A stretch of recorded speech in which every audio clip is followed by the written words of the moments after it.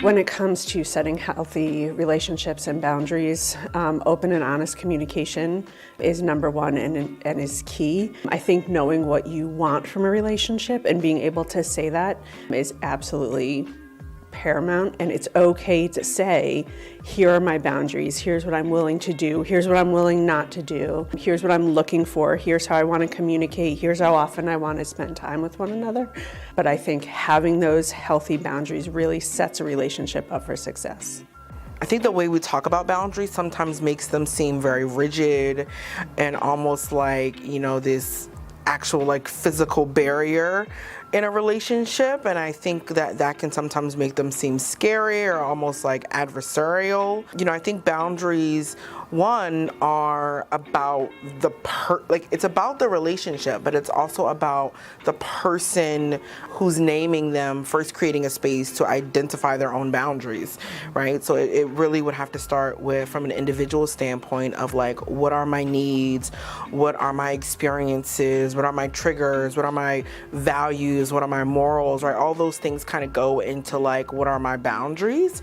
And so first being able to think about that individually, and then being able to think about that in a relationship, and knowing that it will change, it will ebb and flow, and it'll move, and it won't be static, and it doesn't have to be. And because then I think that really allows for it to be a conversation and an opportunity for growth, not just for the person, but also for the relationship.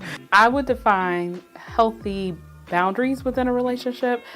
I think first and foremost, what feels good to you, so being aware of that. I'm a person who's very intentional with how I set boundaries, and a lot of that is tapping into what feels right to me, and even at that moment. So my boundaries could also change at any time depending on what feels right to me at that time.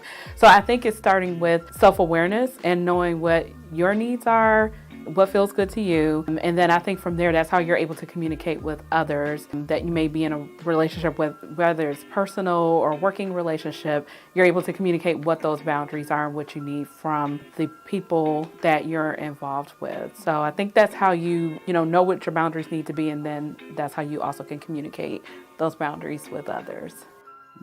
It's really important to name not only what the boundary is, but then why I have it and why it's important for our relationship.